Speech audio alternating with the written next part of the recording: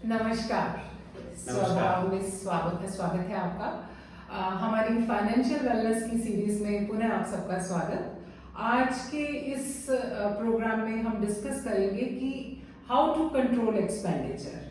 तो हमारा जो एक्सपेंडिचर है उसे हमें किस तरह कंट्रोल किया जाना चाहिए, आज इसके बारे में चर्चा करेंगे।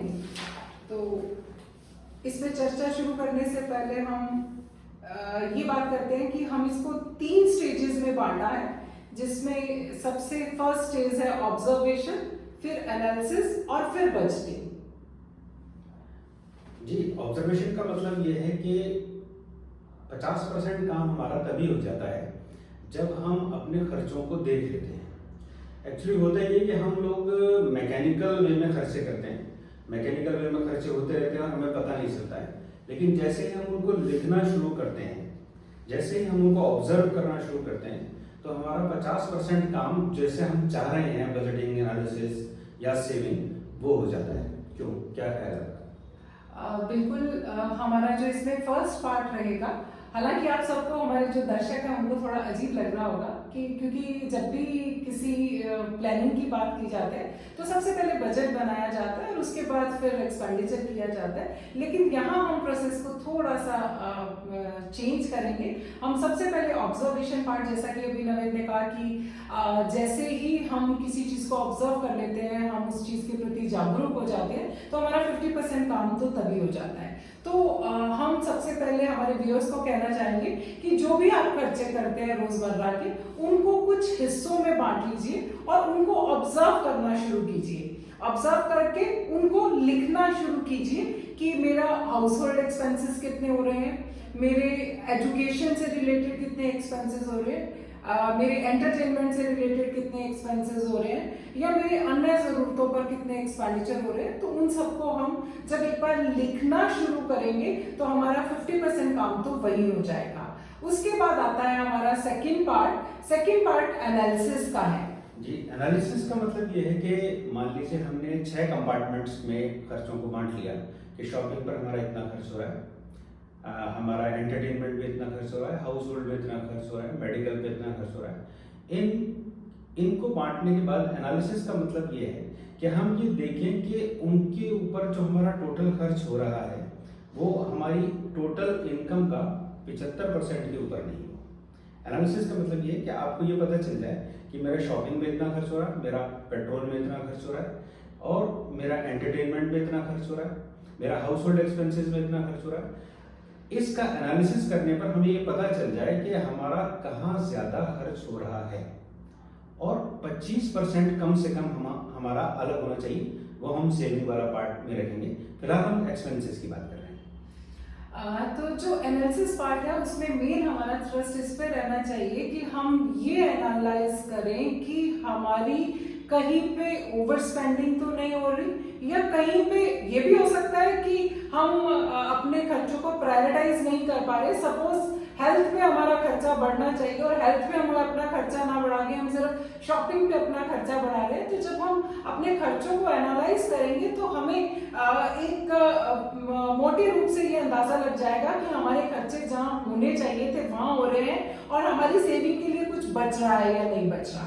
तो ये हमारा सेकंड पार्ट कंप्लीट हो गया, एनालिसिस पार्ट। उसके बाद फिर हम थर्ड पार्ट पे आते हैं, बजटिंग पे। हाँ, बजटिंग का मतलब ये है कि हम महीने का पूरा एक बजट बना लें जिसके अंदर हम अपनी इनकम और एक्सपेंडिचर को सिस्टमेटिकली लिख लें। लिखना बहुत ज़रूरी है, हम बार बार इस चीज़ पर जोर दे रहे हैं कि लिखना है, क्योंकि जब तक हम लोग लिखेंगे नहीं तब तक हम उस चीज़ को ढंग से ऑब्जर्व भी नहीं कर पाएंगे और एनालिसिस भी नहीं कर पाएंगे।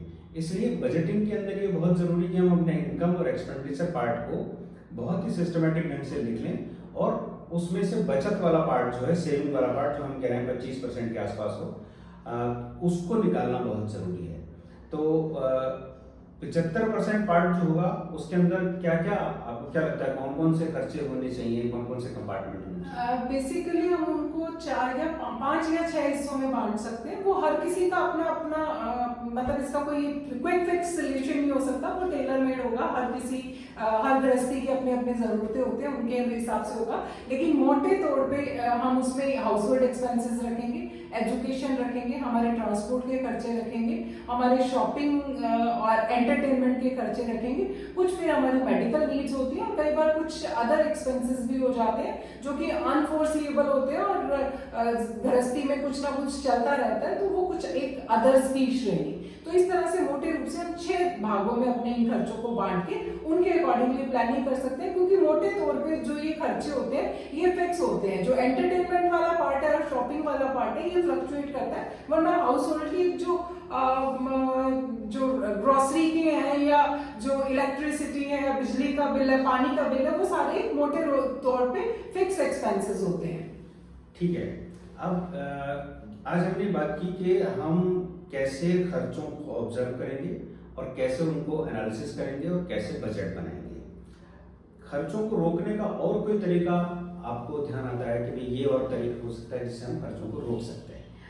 देखिए, आजकल ऑनलाइन के ज़माने में बहुत इजी हो गया है कि पहले तो शॉपिंग करने जाने के लिए बाजार जाते थे, बाजार जाके कुछ चीज़ पसंद आती थी, कुछ चीज़ नहीं आ पाती थी, या फिर ये होता था कि बाजार जाने का टाइम ही नहीं मिल पाता था कई बार।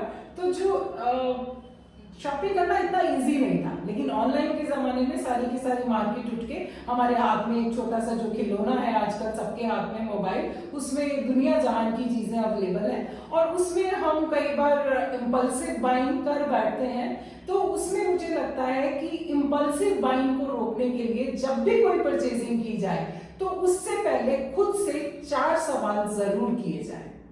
वो 4 सवाल कौन से होंगे?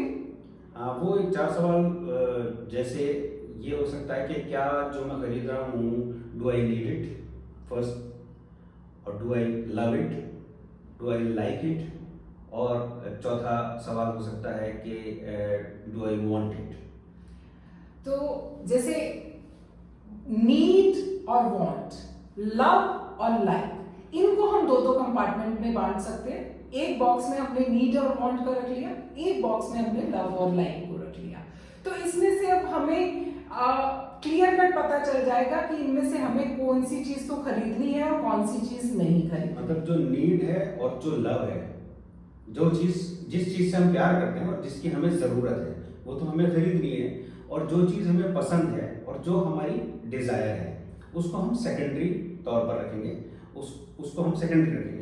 बिल्कुल। तो यहाँ पे जब हम इसको कोई भी चीज को देख के हम अपने आप से ये 4 प्रश्न कर देंगे कि वेदर आई नीड इट और want it, whether I like it और लव इट, तो कहीं ना कहीं हमारे खर्चों पे एक कंट्रोल आ जाएगा, क्योंकि जो नीड होगी वो तो हमें पूरी करनी है, और जिस चीज के लिए हमारा पैशन है, हमारा लव है, उस चीज को भी हम खरीद लेते हैं, तो उसमें कोई बुराई नहीं है, क्योंकि अल्टीमेटली जिंदगी भी एक ही बार मिलेगी। अगर इस जिंदगी में हमने अपने शौक पूरे नहीं किए तो फिर वो भी दोबारा नहीं आने वाली। तो कहीं ना कहीं हमें बैलेंस बनाकर चलना है। तो इस तरह से हम अपने खर्चों को कंट्रोल कर सकते हैं।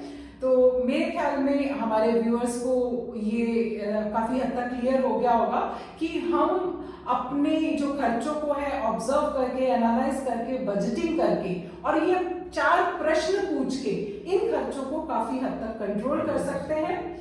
अब अगला सवाल यह है कि हम इन खर्चों को करने के बाद जो सेविंग हुई है उसको लगाना कहाँ है?